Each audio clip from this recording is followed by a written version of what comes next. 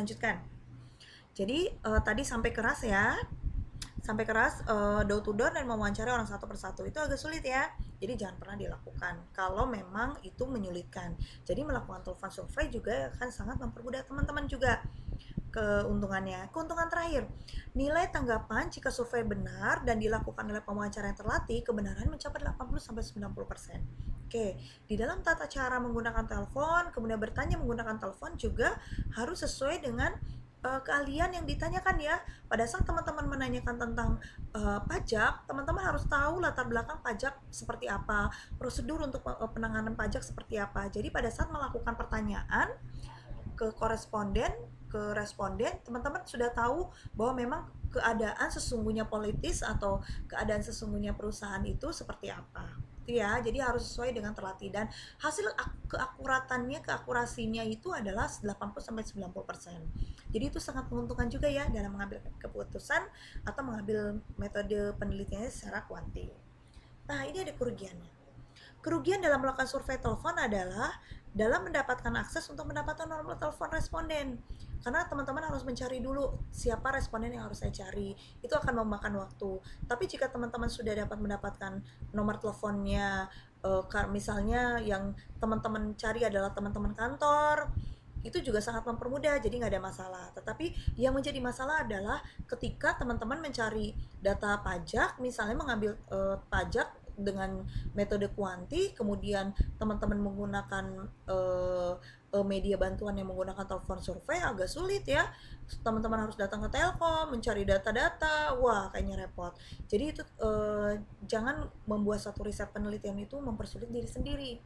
Kalau bisa juga judul yang teman-teman cari sesuai dengan keahlian dari teman-teman. Misalnya teman-teman ahlinya traveling, teman-teman cari tentang objek wisata.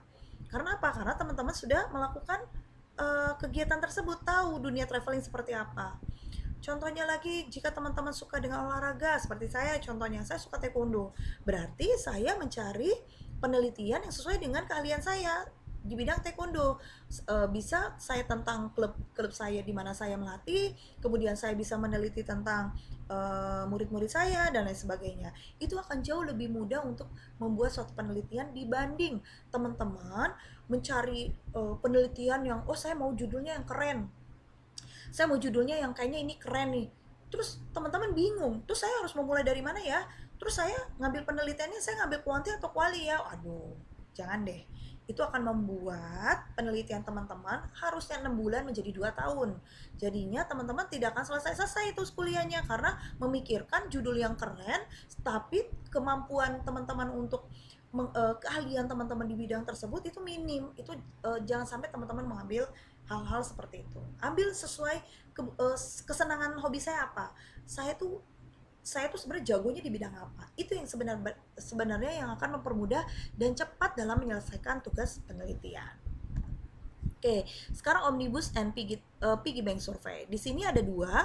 Omnibus Survey itu adalah mengumpulkan beberapa organisasi satu tempat untuk melakukan semua beberapa pertanyaan penelitian. Oke ya, maksudnya Omnibus Survey di sini adalah jika teman-teman mengambil penelitian tentang berbagai macam perusahaan yang misalnya teman-teman sedang mengambil riset penelitian tentang COVID-19, bagaimana pengusaha-pengusaha di Indonesia merugi akibat dari COVID-19. Nah, di sini teman-teman bisa gunakan metode kuanti, media secara penelitian menggunakan omnibus survey, di mana teman-teman mengumpulkan beberapa pengusaha, beberapa perusahaan yang terdaftar mengalami kerugian dan di mana perusahaan yang juga tidak mengalami kerugian, teman-teman menjadi compare tuh. Teman-teman akan dapat data perusahaan mengalami kerugian itu sebenarnya menengah ke bawah atau menengah ke atas sih. Nah, di situ nanti akan ketahuan. Begitupun sebaliknya.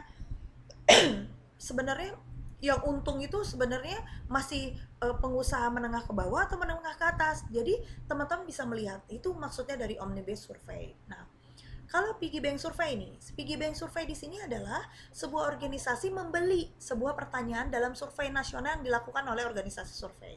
Oke. Piggy bank survei di sini adalah biasanya dalam melakukan survei ada perusahaan yang memang khusus dalam penanganan survei. Di sini teman-teman sebagai seorang peneliti bisa mencari atau membeli data-data yang ada di bagian survei. Misalnya kita kan ada bagian survei nasional. teman-teman cari sebenarnya sejauh mana penggunaan handphone yang dilakukan oleh kalangan muda dengan anak remaja misalnya sebagai compare. Itu teman-teman bisa beli tuh datanya. Nah, data-data inilah yang disebut dengan piggy bank survey. Seorang peneliti bisa juga melakukan itu dan itu merupakan sah-sah saja dan tidak ilegal.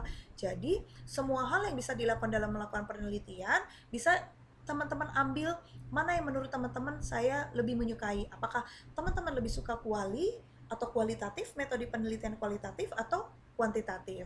Jadi itu tergantung dari kemampuan dari seorang peneliti ya. Jadi tidak boleh ikut-ikutan meneliti suatu riset atau skripsi untuk dalam bentuk formal, tidak boleh ikut-ikutan dengan teman. Itu harus sesuai dengan keahlian tadi saya ceritakan. Keahlian dari teman-teman sebenarnya maunya saya keahliannya jagonya di bidang apa? Komunikasi nih saya jagonya, kayaknya saya jagonya jurnalis nih, jago nulis. Cari sesuatu yang berkaitan dengan itu. Kayaknya saya jagonya public speaking. Berarti teman-teman cari tentang di televisi, tentang media publik, itu banyak ya. Oke ya, tadi saya sudah jelaskan ya. Nah, yang terakhir itu adalah web and email survey. Oke, ini sudah jelas ya. Teman-teman bisa ambil metode untuk menarik responden itu ke situs web. Yang pertama, iklan banner. Oke, di sini bisa mengumumkan survei, email undangan kepada khalayak, tujuan teman-teman mau ambilnya layak ke siapa, menelpon individu, undangan, mengirimkan kartu pos itu bisa.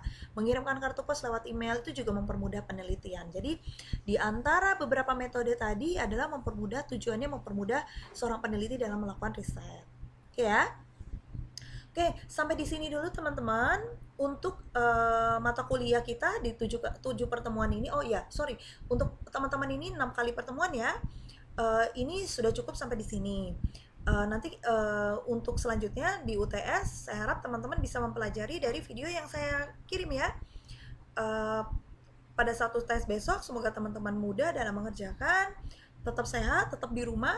Jika masih yang tidak bekerja, yang work from home, tetapi yang masih bekerja juga tetap jaga kesehatan, gunakan masker pada saat keluar rumah, tidak juga mengikuti aturan pemerintah, melakukan social distancing, physical distancing, itu tetap teman-teman jaga ya.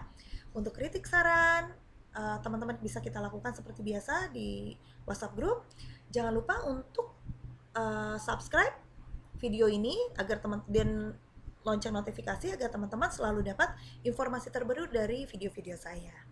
Terima kasih teman-teman. Wassalamualaikum warahmatullahi wabarakatuh.